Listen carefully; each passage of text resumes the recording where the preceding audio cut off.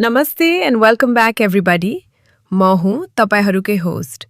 Nepali television इतिहासकै एउटा निकै नै रुचाइएको र इमोसनल सिरियल बुहारीको भाग 285 रिलिज भएको छ। र म भन्नै पर्छ, यो एपिसोड ड्रामा, सस्पेन्स र अनपेक्षित ट्विस्टहरूले भरिएको छ। यदि तपाईले अझै हेर्नु भएको छैन वा एपिसोडको मुख्य भित्री रहस्य बुझ्न चाहनुहुन्छ भने तपाई सही ठाउँमा आउनु भएको छ। आज हामी यसै एपिसोडको महा रिभ्यू र विश्लेषण गर्नेछौँ। भिडियो अन्तिमसम्म हेर्नुहोला किनकि आज वार-पारको लडाईँ सुरु भएको छ। साथीहरू, 15 दिनदेखि हराएका राम अन्ततः गाउँ फर्किएका छन्। तर कथा जति सिधा देखिन्छ त्यति छैन।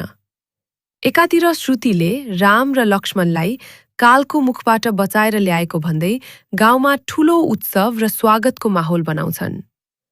विशाल र विकी जो पहिले जेल परेका थिए, अब उनीहरू झन शक्तिशाली रूपमा गाउँ फर्किएका छन् र बदलाको भावनाले जलिरहेका छन्। उनीहरूले मुना र कमलालाई अपमान गर्न खोज्छन्। तर हाम्रा वीर बुहारीहरू के कम। मुना र कमला महाकालीको रूप धारण गरेर अपराधीहरूका विरुद्ध खडा हुन्छन्। तर यो एपिसोडको सबैभन्दा ठूलो र गम्भीर ट्विस्ट त्यति बेला आउँछ जब दुर्गा आमाको कालो करतुत बाहिरिन्छ। दुर्गा आमा र जितुको अवैध सम्बन्धको रहस्य रामले थाहा पाएका कारण उनीहरूले नै रामलाई मार्ने योजना बुनेका रहेछन्।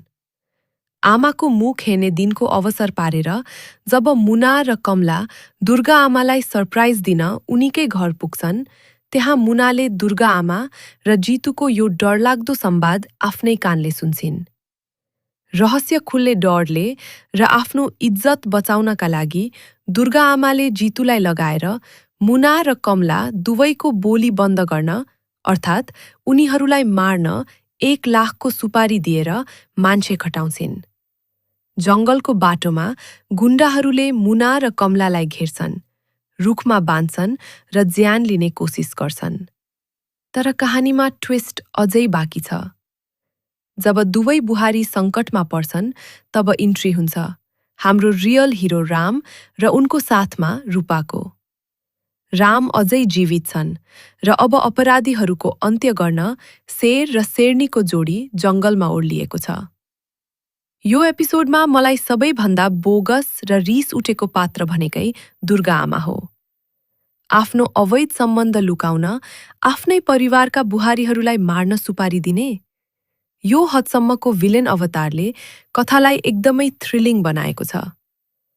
अर्कोतिर विदेशबाट फर्किएको नयाँ पात्र शङ्करको इन्ट्री र उनले रमेशलाई दिएको साथले आगामी दिनमा अपराधीहरू विरुद्धको लडाईँ झन रोचक हुने सङ्केत गर्छ। के राम र रूपाले समयमै मुना र कमलालाई बचाउन सक्लान्? दुर्गा आमाको यो पापको घडा कसरी फुट्नेछ? यो सबै हेर्न आगामी एपिसोड निकै प्रतीक्षित रहनेछ। तपाईहरूलाई आजको यो एपिसोड 285 कस्तो लाग्यो?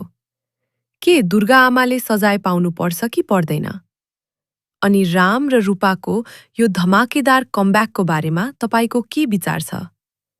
तल कमेन्ट बक्समा आफ्नो प्रतिक्रिया लेख्न नभुल्नुहोला। यदि तपाईलाई यो रिभ्यू मन पर्यो भने भिडियोलाई एउटा लाइक गरिदिनुस्।